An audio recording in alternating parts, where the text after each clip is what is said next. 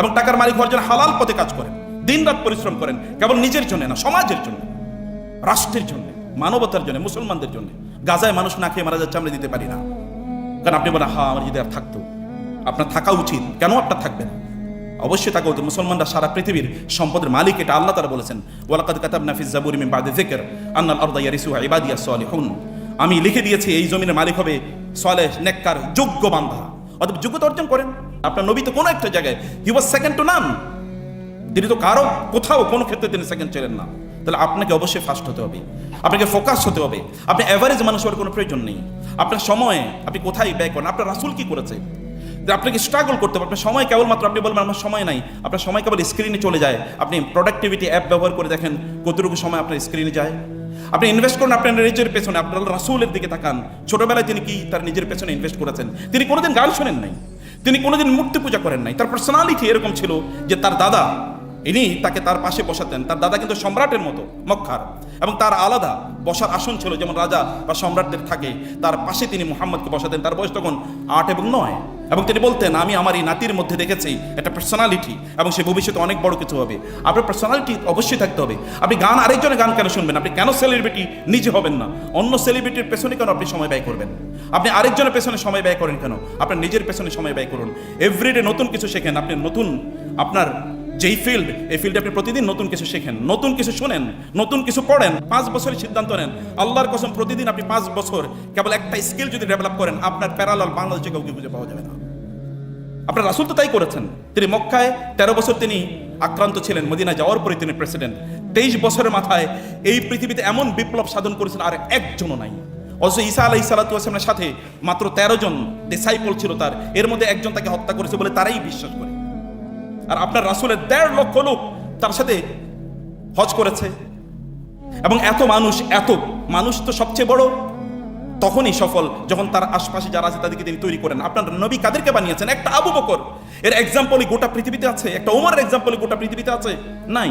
এরকম প্যারালাল মানুষ আপনার আশপাশে যারা আছে তাদেরকে এরকম তৈরি করুন। এমন চারদিকে এমন মানুষ দিয়ে ভর্তি করে রাখেন যাদের নেগেটিভিটি চিন্তা চেতনা আছে, তাদের সাথে আপনি সময় ব্যয় করবেন না। আপনার পার্সোনালি মানুষ গ্রো করে একাকী, পার্সোনালি মানুষ গ্রো করে। আপনার নবীর অবস্থা দেখেন, তিনি একাকী। এমনকি যখন তিনি হালিমার গৃহে বড় হয়ে উঠছেন তখন অন্য বাচ্চারা খেলাধুলা করে, তিনি খেলাধুলা করেন না। তিনি গাছের নিচে গিয়ে বিশাল আকাশের দিকে তাকান, বিশাল মরুভূমির দিকে তিনি তাকান। এবং তিনি হেরা গুহাতে গিয়ে তিনি সেখানে চিন্তা করেন এই সমাজ যা হচ্ছে তা ঠিক না। আপনি কোলাহলের মধ্যে কোনোদিনই আপনার নিজের থটটা, আপনার নিজের ইউনিকনেস, এটা কোনোদিনই আপনি তৈরি করতে পারবেন না। আপনি রাতের অন্ধকারে তাহাজ্জুদে দাঁড়িয়ে যান, আপনার রবের সাথে কানেক্টিভিটি বাড়ান। আপনার রব এর সাথে কানেক্টিভিটি না বাড়ালে, আপনার রাসূলের সাথে আপনার কানেক্টিভিটি না বাড়ালে এটা কোনোদিন আপনি করতে পারবেন না। আপনি নির্জনে গ্রো করেন, গাছও কিন্তু নির্জনে গ্রো করে। অনেক বড় কিছু না, ছোট থেকে শুরু করতে। আপনি নিজে বড় একটা কেবলমাত্র চাকরি করবেন এটা মানসিকতা রাখবেন না। সমাজকে পরিবর্তনের জন্য আপনাকে কাজ করতে হবে। আপনি নেন না, আপনি শরিয়া হসপিটাল করেন। আপনি শরিয়া হসপিটালের অভাব বাংলাদেশে, আপনি এরকম আইডিয়া মানুষকে দেন যে আমি এরকম একটা কিছু করতে চাই। পৃথিবীর শ্রেষ্ঠতম হসপিটালগুলো কেন খ্রিস্টানরা মালিক হবে? আপনারা কেন মালিক হবেন না? তারা তো মিশনারি মানুষ না, মিশনারি কাজ করা আপনাদের জন্য ফরজ। তারা করার কথা না এটা, কিন্তু তারা এই কাজ করছে, আমরা কেন এই কাজ করতে পারবো না? কেবল সকাল সন্ধ্যা একটু চাকরি করবেন, এরপরে গিয়ে সিনেমা দেখবেন, ফেসবুক দেখবেন। ওদেরকে আপনি ইনভেস্ট করছেন, তাদেরকে আপনি ধনী বানিয়ে দিচ্ছেন। আর আপনি পেছনে, আমি ধনী কেবল সম্পদের কথা বলছি না, আপনিও তাদেরকে সেলিব্রিটি বানিয়ে দিচ্ছেন। কিন্তু এটা তো আপনার পার্সোনালিটির সাথে যায় না। আপনার 2 দিন, গতকাল আপনি যা জানতেন আজকেও কেন আপনি তা জানবেন? আপনার পড়াশোনা, যেই জাতির প্রথম শব্দ হয়েছে একরা, সেই জাতি না পড়ে থাকে কিভাবে? ব্যাপক পরিমাণ পড়তে হবে। এই রিলেটেড যত বই আছে সব মুখস্থ করে ফেলেন। এখন কেবল আমরা তথাকথিত সৃজনশীল পদ্ধতি এসেছি, মুসলমানদের পদ্ধতি কোনোদিন সৃজনশীল ছিল না। আপনাকে মুখস্থ করতে হবে, ব্যাপক পরিমাণ মুখস্থ করেন। দেখেন না আমাদের সালাফরা কি করেছে? ইমাম বুখারী 7 লক্ষ হাদিস মুখস্থ করেছে। এখন আরব বিশ্বে গিয়ে দেখেন কিভাবে মুখস্থ করে। এখন কোরআন মুখস্থ করতে হয়, তাহলে আপনি মুখস্থ ছাড়া কেন করবেন? আপনাকে এটার পণ্ডিত হয়ে যেতে হবে। মুখস্থ করেন এবং এভাবে আপনার নিজকে আপনি গ্রো করেন। অন্য কোনো দিকে সময়টাকে ব্যয় করবেন না। অন্য কোনোভাবে রুটিন ডেভেলপ করেন। রুটিন ছাড়া কোনোদিন আপনি বড় হতে পারবেন না। হ্যাবিট ডেভেলপ করেন। চরিত্র, আপনার রাসূলের কথা দেখেন, নবী হওয়ার আগেও তার কত চরিত্র ছিল, লোকের আল আমিন আর সাদেক বলতো। এবং খাদিজা তাকে বিয়ের প্রস্তাব দিয়েছে। এখন আমাদের ছেলেরা অন্য মেয়েদের পেছনে ঘুরে, আর খাদিজা ঘুরেছে রাসূলুল্লাহ সাল্লাল্লাহু আলাইহি ওয়াসাল্লামের পেছনে। কেন আপনাকে ঘুরতে হবে? আপনি সবচেয়ে সুন্দরী নারীরা অথবা সবচেয়ে দিনদার অথবা সবচেয়ে দামি নারীরা আপনার পেছনে ঘুরবে, অথবা সবচেয়ে দামি পুরুষরা আপনাদের পেছনে ঘুরবে। আপনার কেন বখারদের পেছনে ঘুরবেন? অথবা আপনাদের সময় কেন সেখানে আপনার কাটাবেন? এটা তো এই সময় না। বিয়ের পরের কাজ বিয়ের আগে করলে স্থান থেকে যেখানে যেটা রাখা দরকার সেটা সেখানে না গেলে তো এটা সৌন্দর্য থাকে না। বিয়ের পরের কাজ আপনি বিয়ের আগে কেন করবেন? সময় ওইখানে নষ্ট না করে নিজকে ডেভেলপ করেন, গ্রো করেন। 5 বছরের টার্গেট নেন, 4 বছরের টার্গেট নেন, যে আমি এমন একটা জায়গায় আমাদের নিজকে আমার নিজকে আমি পৌঁছে দিতে চাই। অ্যাভারেজ মানুষ হয়েন না প্লিজ। আপনার নবীর মতো হন, তার সুন্নাটাকে, এটা আইডেন্টিটি, আপনার আইডেন্টিটি নিয়ে গর্ব করা শিখুন, এটাকে নিয়ে গর্ব করা শিখুন। এই পৃথিবীতে তার চেয়ে সফল কে? আপনি যদি পৃথিবীর সর্বশ্রেষ্ঠ সফল মানুষের দিকে তাকাতে চান, যার কোনো প্যারালাল কেউ নাই, আপনি যদি মাইকেল এইচ হার্টের বইটা পড়েন, যেখানে বলা হয়েছে 100 এই পৃথিবীর শ্রেষ্ঠতম 100 মানুষ, সেখানে দ্বিতীয়ত বলা হয়েছে কেবল আইজ্যাক নিউটনকে। আপনি বলুন আইজ্যাক নিউটন কি করেছে? তিনি ফিজিক্সের কিছু থিওরি কেবল বর্ণনা করেছেন, কেবল ফিজিক্স, আর কোনো জায়গা না। আর আপনি বলেন তো মুহাম্মদুর রাসূলুল্লাহ সাল্লাল্লাহু আলাইহি ওয়াসাল্লাম কেবল কি ফিজিক্সের কথা বলেছেন? আপনি কোরআন খুলুন, আপনি দেখেন তো ফিজিক্সের উপর কত শত আয়াত আছে, আপনি দেখেন তো কেমিস্ট্রির উপর কত শত আয়াত আছে, আপনি দেখেন কসমোলজির উপর কত শত আয়াত আছে, ওশনোগ্রাফির উপর কত শত আয়াত আছে, আপনি দেখেন যে অন্টোলজির উপর কত শত আয়াত আছে, আপনি দেখেন না এমনকি এই যে হিউম্যান অ্যানাটমি এর কথা বলছি আমরা, অথবা এমব্রিওলজি, এর উপর কত আয়াত আছে আপনি দেখেন। যদি তাকে আইজ্যাক নিউটনকে যদি সেকেন্ড অবস্থান দেয়া হয়, তাহলে আইজ্যাক নিউটনকে যদি 1 দেয়া হয়, তাহলে আমার রাসূলকে কত কোটি দিতে হবে এটা আমি জানি না। It is impossible to compare, এটা কম্পেয়ার করাই যায় না। Greatest human being, greatest genius, তার যে জেনিয়াস এই পৃথিবী কখনো দেখে না, আর এই পৃথিবী কোনোদিন দেখবে না। তার কবি তাকে লক্ষ্য করে বলেছেন, আপনার চেয়ে সুন্দর এই পৃথিবীর কোনো নারী কোনো সন্তানকে কোনোদিন জন্ম দিতে পারে না। আপনার চেয়ে এত চমৎকার, এত এত এত এত আকর্ষণীয় কোনো মানুষ পৃথিবীর কোনো চোখ কোনোদিন দেখে নাই। মনে হচ্ছে যেন আপনি আপনার রবকে বলেছেন যে আপনি আমাকে এভাবে এভাবে বানান, এবং আপনার চয়েস অনুসারে আপনাকে বানিয়ে দেওয়া হয়েছে। আর অসাধারণ ব্যক্তিত্ব।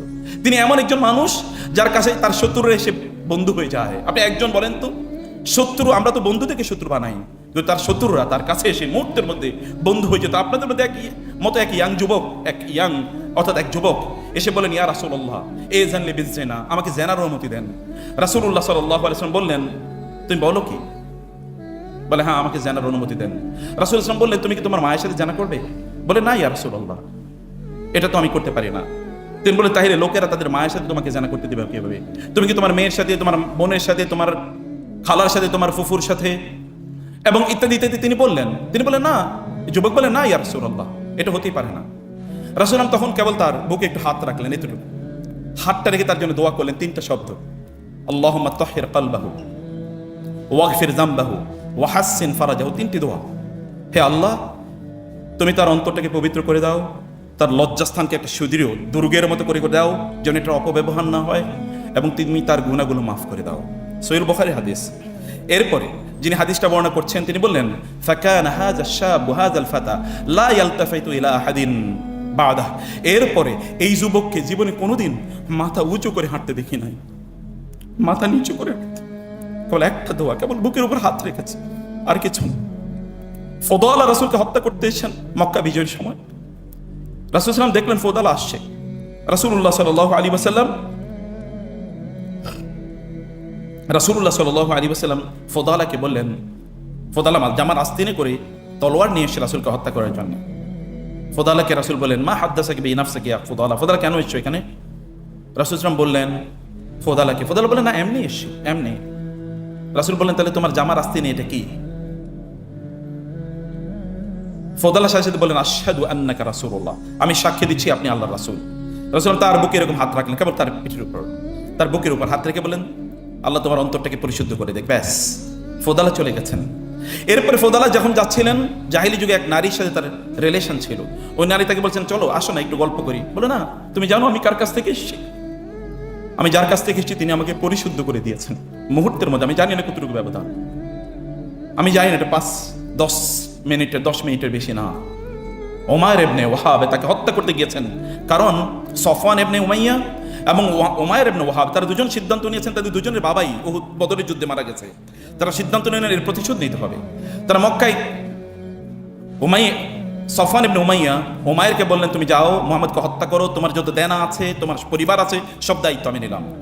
ওমর তার জামার আস্তিনে করে তলোয়ার নিয়ে গেলেন, মদিনায় তিনি গেলেন, মসজিদ নববীতে তিনি ঢুকলেন।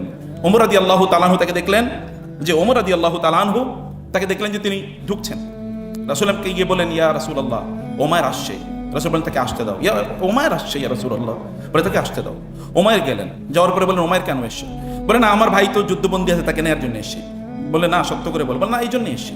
বলে তাহলে তোমার জামার আস্তিনে তলোয়ার কেন? তখন ওমর বলে কব্বাহুল্লাহু হাযিল সুয়ুফ, এই তলোয়ার দিয়ে কি হবে? তলোয়ার কি আমাদেরকে বাঁচাতে পেরেছে? আমাদের তলোয়ার বাঁচাতে পারে নাই। তখন রাসূল সাল্লাল্লাহু আলাইহি ওয়াসাল্লাম তাকে বললেন, ওমর আচ্ছা বলো তো, তুমি এবং সফওয়ান কাবার চত্বরে বসে যখন তোমরা আলোচনা করছিলে, তোমাকে পাঠানো হলো তোমার পরিবার এবং সকল মানে লোনের ঋণের দায়িত্ব নেবে সফওয়ান, তোমরা তো এটা সিদ্ধান্ত নিয়ে এসছো। ওমর লাফিয়ে উঠে বললেন, আমি আপনার হাতে বায়াত করতে চাই, আমাকে মুসলমান বানান। বলে কেন? বলে এই আলোচনা তো আমরা দুজন করেছি, পৃথিবীর কোনো মানুষ জানে না, কেউ দেখে না, কেবল আমরা দুজন করেছি গভীর অন্ধকারে, কেউ শোনেনি। এই কথা যখন আপনি জানতে পেরেছেন, আপনি আল্লাহ রাসূল ছাড়া কেউ হতে পারেন। তিনি 15 দিন মদিনা অবস্থান করলেন। 15 দিনে তিনি দিন শিখে তারপরে তিনি মক্কায় চলে আসলেন, তিনি দিন প্রচার করছেন। এই ঘটনা, এরকম অসংখ্য ঘটনা, তার সাথে আপনি চললে প্রত্যেকটি মুহূর্তে আপনি মিরাকল মুআজ্জা দেখতে পাবেন। লাস্ট 5 মিনিট আমি আপনাদেরকে কয়েকটা বিষয় একটু বলতে চাই। তাহলে এই রাসূলের সিরা, এই রাসূলের জীবনী অথবা তার সম্পর্কে আপনি কেন জানবেন না? তাকে কেন আপনি চিনবেন না? তাকে জানা তো আপনার প্রয়োজন। তার সুন্নাহ আপনার জীবনে বাস্তবায়ন করা দরকার। সফলতা আপনি পেতে চান, তার মতো আপনি হন। আপনাকে ফোকাস হতে হবে, আপনি ডেভিয়েটেড হবেন। আপনি অ্যাভারেজ মানুষ হয়ে লাভ নাই। আপনার রাসূলের এমন একটা দিক দেখেন যেখানে তিনি অ্যাভারেজ ছিলেন, যেখানে তার প্যারালাল কেউ ছিল। অ্যাভারেজ তো বহু পরের কথা, তার প্যারালাল কেউ ছিল সফলতায় বা পারফেকশনের দিক থেকে। এবং আবারও বলছি, কিছু ট্রেড, কিছু হ্যাবিট তৈরি করেন। আপনার নিজের শরীরটাকে সুস্থ রাখেন। মনে রাখবেন আপনার নিজের ডক্টর। এখন আমাদের দেশ দেখেন, আমি জানি না এখানে কেন আজকে এত কম উপস্থিতি, কিন্তু মেজবানি হয়েছে এখানে। এখন মেজবানি মানে প্রচুর পরিমাণ খাবেন। আপনি জানেন রাসূলুল্লাহ সাল্লাল্লাহু আলাইহি ওয়াসাল্লাম কে কথা বলেন নাই, আমরা এমন একটা জাতি যে জাতি যখন খাই তখন পেট ভরে খাই না, আর যদি আমরা খুবই ক্ষুধার্ত না হই তাহলে আমরা খাই না, ক্ষুধার্ত না হলে খাই না, যখন খাই তখন পেট ভরে খাই না। আয়েশা রাদিয়াল্লাহু তাআলা বলেছেন, মুসলমানদের মধ্যে সর্বপ্রথম বেদাত শুরু হয়েছে হলো বেশি খাওয়ার মধ্যে। এবং আপনাদের পিতা আদম আলাইহিস সালাম কিন্তু জান্নাত থেকে পৃথিবীতে এসেনি খাওয়ার কারণে, তাই না? আল্লাহ তাআলা বলছেন ওই গাছের কাছে যেও না, এবং ওই গাছের কাছে গিয়েছে, ওইখানে খেয়েছে। খেয়ে মানুষ কোনোদিন বড় হয় না, না খেয়েই বড় হয়েছে। না খেয়েই খাবারের পেছনে আমার এত সময় কেন যাবে? আপনার স্বাস্থ্য আপনি কবে সুস্থ রাখবেন? আপনার খুবই দামি ফেরারি গাড়ি, সে ফেরারি গাড়িতে যদি আপনি কোকা কোলা ঢুকিয়ে দেন, তাহলে কি আপনার গাড়ি চলবে নাকি? নো। আপনার গাড়ি তো, ইঞ্জিনটা তো ফেরারির চেয়ে অনেক অনেক দামি। এই ইঞ্জিনের উপর ভিত্তি করে আপনি মানব জাতির সার্ভিস করবেন, আপনার দিনকে, আল্লাহর শরিয়াকে কায়েম করবেন এই পৃথিবীতে। আপনার শরীরেই আপনি দাঁড়াতে পারেন না, কোমর। ডক্টররা অবশ্যই নিশ্চয়ই তার আমাদের চেয়ে অনেক বেশি শক্তিশালী। আপনার নবী তো 63 বছর বয়সে তিনি বসে নামাজ আদায় করেন নাই। তিনি তো সুস্থ, পরম সুস্থ। এবং তিনি আল্লাহর কাছে দোয়া করতেন, আল্লাহুম্মা ইন্নী আসআলুকাল আফওয়া ওয়াল আফিয়াতা ফিদ দুনিয়া ওয়াল আখিরা। আপনাকে শারীরিকভাবে শক্তিশালী হতে হবে, মানসিকভাবে শক্তিশালী হতে হবে, ব্যায়াম করতে হবে। তিনি ছোটবেলায় ব্যায়াম করেছেন। মরুভূমিতে যেখানে কোনো আপনার নাই, পুকুর নাই, তিনি বলেছেন তোমরা সাঁতার কাটবে। আপনি সকাল থেকে ঘুম থেকে যদি আপনি উঠেন 8টায়, প্রাণীরা যদি আপনার থেকে আগে ঘুম থেকে উঠে, তাহলে আপনি প্রাণীর চেয়ে উত্তম কবি হলেন। আপনি সকালবেলা কেউ, আপনি এত রাতে আপনাকে কেন জেগে থাকতো? আপনি ডক্টর, আপনার ডক্টর, আমি এটা আপনাদের কথা জেনেই বলছি, আপনার ডক্টর আপনারাই বলেন early to bed and early to rise makes him healthy wealthy and wise. আপনি কবে আগে ঘুমাতে যাবেন? আপনাকে আগে অবশ্যই ঘুমাতে যেতে হবে। আর যদি আগে ঘুমাতে নাও যেতে পারেন, আপনার অবশ্যই 5টার আগে উঠতে হবে। আপনি পৃথিবীর একজন সফল মানুষের নাম বলতে হবে, নবী রাসূলদের পরেও, যারা এমনি দুনিয়ার দৃষ্টিতে সফল, এরা সূর্য ওঠার পরে ঘুম থেকে উঠেছে। আপনি সূর্য ওঠার আগে ঘুম থেকে উঠতে পারলেন, আপনি দুনিয়া কিভাবে দখল করবেন, দুনিয়া কিভাবে বিজয় করবেন? আপনার time management is very important. আপনাকে স্কিল ডেভেলপ করা দরকার, হ্যাবিট ডেভেলপ করা দরকার, চরিত্র। এটা মাই রুটিন। আমি বাংলাদেশের কয়েকজন বিখ্যাত মানুষের নাম বলতে পারি, তারা এত সফল।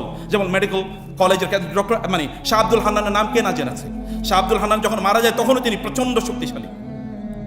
এবং শাহ আব্দুল হান্নান বাংলাদেশের যদি মেডিকেল আমরা যদি ইবনে সিনা বা অন্যান্য ইয়ারগুলো কথাবার্তা বলি, অথবা যদি এই যে ব্যাংকিং সেক্টর, ইসলামী ব্যাংক ট্যাংক ইত্যাদি, বাংলাদেশ সরকারের যে ভ্যাট ট্যাক্স ইত্যাদির জনক যিনি, আমি ওনাকে কোনোদিন দেখি নাই যে এই সময়ের পরে তিনি ওই কাজ করেছেন। তিনি যদি খেতে হয় 1টার মধ্যে খাবেন, 1টাই খাবেন, এটা 1.5টা কোনোদিন হয় না, আমি দেখিনি কখন। এই মানুষরা এমনি সফল হয় না। আপনাকে প্রচন্ড নিজকে কন্ট্রোল করেন, নিজকে তত্ত্বাবধানের মধ্যে নিয়ে আসেন। এবং এটা যদি আমরা করতে পারি, তাইলেই কেবলমাত্র আমরা এই জমিনে, আমরা নিজে সুস্থ না থাকলে আপনি কীভাবে করবো? নিজে বড় না হলে অন্যদেরকে কীভাবে বড় করবো? অথবা যোগ্যতা অর্জন করেন, আপনার প্রফেশনাল যোগ্যতা অর্জন করেন। আল্লাহ সুবহানাহু ওয়া তাআলা আমাদেরকে তার রাসূলকে অনুসরণ করে সত্যিকার অর্থে আমরা যেন ওই রকম মানুষ হতে পারি, এভারেজ না, আনপ্যারালাল।